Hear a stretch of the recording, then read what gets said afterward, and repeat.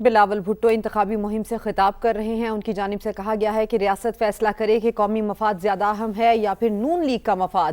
ہم قومی مفاد میں حکومت اور ریاست کے ساتھ کھڑے ہیں، نون لیگ کے مفاد میں ہم کسی کے ساتھ کھڑے ہونے کو تیار نہیں ہیں۔ ہونا چاہیے تھا، قانون کے مطابق ہونا چاہیے تھا۔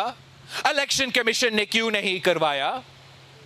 اس لیے نہیں کروایا کہ پاکستان پیپلز پارٹی وہ الیکشن جیت جاتا، پاکستان پیپلز پارٹی پھر سے میرپور کا کسی کا امیدوار کو صدر ہاؤس میں بٹھا دیتے، اس لیے آپ نے نہیں کروایا۔ یہ قومی مفاد کو آپ نہیں دیکھ رہے تھے، یہ صاف و شفاف الیکشنز کو آپ نہیں دیکھ رہے تھے، آپ آزاد کشمیر کا مفاد نہیں، قومی مفاد نہیں، نون لیگ کا مفاد دیکھ رہے تھے۔ جو یہ احتجاج چلتا آ رہا ہے کشمیر میں، جو یہ احتجاج چلتا آ رہا ہے کشمیر میں، آپ جو بھی الزام لگا دیں، میں اس وقت ان الزامات پہ میں بات بھی نہیں کر رہا ہوں، لیکن جو آپ کا تمام الزامات اپنی جگہ، یہ 100% ممکن تھا کہ اس کو پرامن طریقے سے خوش آمدید وزیر اعظم صاحب،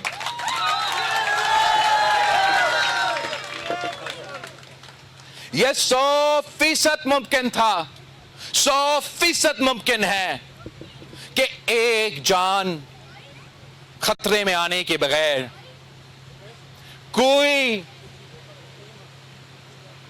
وائلنس کیے بغیر، کہ یہ پرامن طریقے سے حل ہوتا۔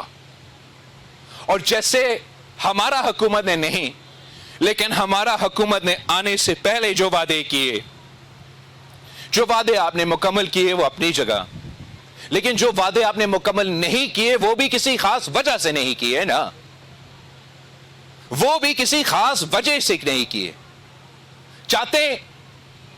چاہتے آزاد کشمیر کا قومی مفاد دیکھتے، چاہتے تو پاکستان کا قومی مفاد دیکھتے، لیکن نہیں، تب بھی نون لیگ کا مفاد۔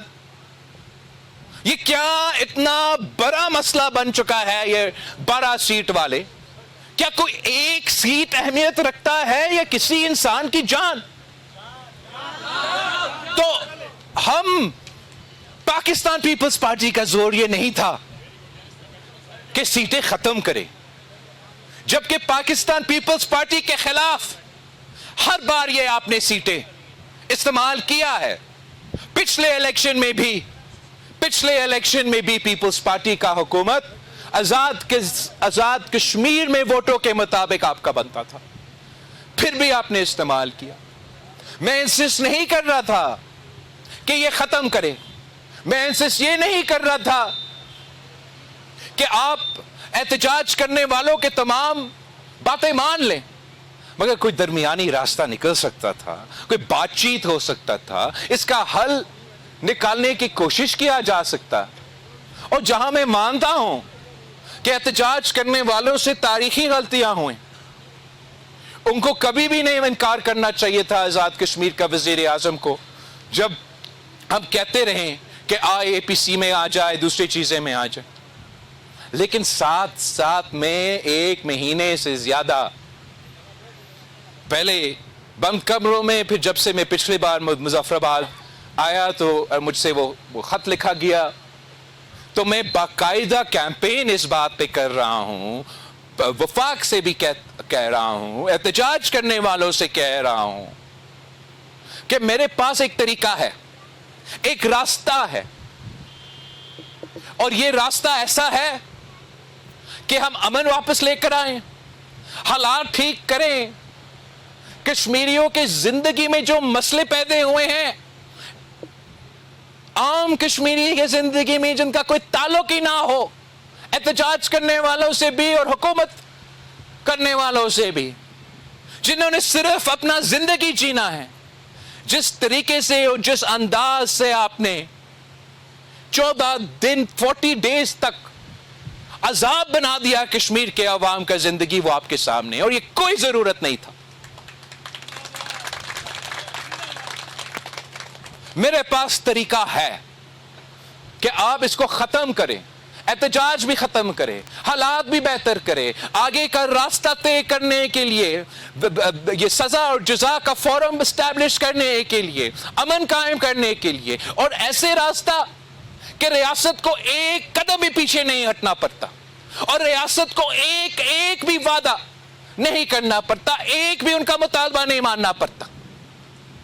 सिर्फ इतना करना पड़ता कि सच और मुफाहमत का कमीशन फॉर्म करते, उस सच और मुफाहमत को कमीशन को जिम्मेदारी देते कि जो सच है वो हमें बता दे, जो झूठ है हमें बता दे। आप वो कमीशन को तस्लीम करते, अपना काम करने देते। एहतजाज करने वालों को हम कहते कि जब तक कमीशन अपना काम पूरा ना करे तो अपना एहतजाज बंद करे। हुकूमत को यह मानना चाहिए था कि जब तक ये कमीशन अपना काम मुकम्मल नहीं करते हम अपना कार्रवाई बंद कर देंगे। आज तक कितने जाने हम बचा सकते थे? ये कौन और क्यों इतना अन्ना से कायम है, डटे हुए हैं इस बात पे कि नहीं, हम पीछे हटने के लिए तैयार नहीं। ना रियासत पाकिस्तान पीछे हटने के लिए तैयार है, ना एहतजाज करने वालों का कोई मूड है पीछे हटने का। तो फिर मेरे बेचारे मासूम कश्मीरियों का क्या होगा जिसका कोई ताल्लुक ही नहीं है? ये तारीख का सबसे अहम तरीन इलेक्शंस में जरूरी है कि हम अमन कायम करें, हम गैर मुतनाज़ा इलेक्शंस करवा दें, हम साफ व शफाफ इलेक्शंस करवा दें, और हम फौरी तौर पे जो हालात बन चुके हैं आजाद कश्मीर में उनसे बचाने के लिए, आगे के मुस्तकबिल को बचाने के लिए, कश्मीर कौज को तहफ़्फ़ुज़ दिलवाने के लिए, पाकिस्तान के मौक़िफ़ को तहफ़्फ़ुज़ दिलवाने के लिए, ये किसी की हार जीत के सवाल नहीं है। ये इंसानों को जान बचाने के लिए पाकिस्तान पीपल्स पार्टी के ये तजवीज़ सच और मुफाहमत का कमीशन रियासत पाकिस्तान को तस्लीम करना पड़ेगा और एहतजाज करने वालों को तस्लीम करना पड़ेगा। हम इस तरीके से अपने ही भाइयों को शहीद होते हुए नहीं देख सकते। मैंने पाकिस्तान की सियासत में मेरे खानदान ने सबसे ज्यादा कुर्बानियां दी हैं, शहादतें देके हैं, लाशें उठाए हैं। मैं इसलिए जानता हूं कि क्या क्या गुजरता है उन खानदानों पे, उन पुलिस ऑफिसर के, उन फौज के ऑफिसर्स के खानदान पे जो काम के लिए, आपको तहफ़्फ़ुज़ दिलवाने के लिए, कश्मीर के अवाम को तहफ़्फ़ुज़ दिलवाने के लिए काम के लिए निकले थे मगर वापस नहीं आ सके। मैं जानता हूं वो दुख, वो दर्द, वो तकलीफ जो उन खानदानों पे गुजर रहे हैं, जिनके बच्चे वो सही होंगे, गलत होंगे, वो नौजवान हैं, सियासी नारा सुन के बाहर निकले हैं, किसी ने उनका अपने हकूक का दावा किया है तो वो बाहर निकले हैं, कोई तो बोर्ड बैठे हुए घर पे, तूने 30 दिन से इनका इंटरनेट बंद किया है तो इसलिए बाहर निकले हैं। वो भी शहीद हो रहे हैं तो मुझे उनका दुख, उनका खानदान का दुख, उनके वालिदैन का दुख, उनका वालदा का दुख, उनका वालिद का दुख, उनका भाई का दुख, उनका बहन का दुख मैं जानता हूं। आप इनको अगर सजा दिलवाना भी चाहते हो तो आप सर एक पैसी तरीके से सजा नहीं दिलवा सकते। सजा दिलवाना चाहते हो तो कोई आपको मना नहीं करेगा कि किसी ने कानून अपने हाथ में लिया, किसी ने मेरा फौज के ऑफिसर को शहीद किया, किसी ने मेरा पुलिस ऑफिसर को शहीद किया, तो कानून के मुताबिक उनके खिलाफ एक्शन होगा। मगर तहकीकात करने के लिए आपको ये सच और मुफाहमत का तो कमीशन बिठाना पड़ेगा। ये कमीशन मुझे बताएगा कि किसने कत्ल किया, कौन गुनाहगार है, कौन इंसाफ है। ये कमीशन हमें बताएगा कि कौन किसका एजेंट है, कौन किसका मकसद है। ये मसला कोई सड़क पे हल नहीं होगा। और इसलिए जो दूसरे वाला फेज है इसमें ज्यादा अहम है कि पाकिस्तान पीपल्स पार्टी के कारकुन दिन रात मेहनत करें, दिन रात मेहनत करके आपने पीपल्स पार्टी को जितवाना है। میں جو مجھے نظر آ رہا ہے، جو راستہ ہم نے پکڑا ہے، اور اگر خدا نخواستہ کسی اور کو آزاد کشمیر حکومت سنبھالنے کا موقع ملا، جو مستقبل نظر آ رہا ہے میرا آزاد کشمیر کے لیے، وہ بہت پریشان کن ہے۔ آپ نے دگنی محنت کرنا ہے اور ان کے جو دھاندلی کے کوششیں ہیں ان کو ناکام کرنے ہیں۔ دگنی محنت کرنا ہے اور ہمیں بھاری اکثریت دلوانا ہے، اور قائل کرے، ہر کسی کو قائل کرے کہ ان کو ووٹ ڈالنا ہے۔ میں جانتا ہوں مایوسی ہے، اور ان کا یہ پلان ہے، یہ چاہتے ہیں، جو زور زبردستی اور چور دروازے سے حکومت بنانا چاہتے ہیں، گولیاں چلا کے حکومتیں چلانا چاہتے ہیں، لاشیں گرا کے اپنے حکومت بنانا چاہتے ہیں، ان کا یہ پلان ہے۔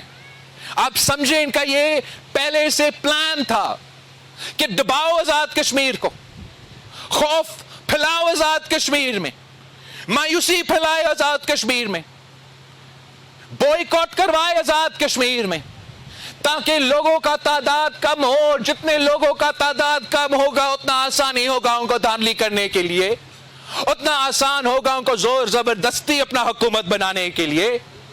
تو آپ نے دگنی کام کرنا ہے، دگنی محنت کرنا ہے، اور یہ زور دینا ہے۔ جو میرے پی ٹی آئی کے دوست بوائیکاٹ کا جو آپ کے ساتھ گیم کھیلا ہے، ان کا سمجھ میں نہیں آ رہا۔ وہ جو پی ٹی آئی کے کارکن ہیں وہ سمجھتے ہیں کہ یہ بوائیکاٹ کر کے اپنا پارٹی کا فلا، یہ سب سے بڑا سازش۔ قومی جو پی ٹی آئی کا قیادت ہے اور مقامی جو پی ٹی آئی کا قیادت ہے، انہوں نے جیسے اپنا قائدین کو دھوکہ دیا، تاریخ میں کسی سیاسی جماعت نے ایسے دھوکہ نہیں دیا۔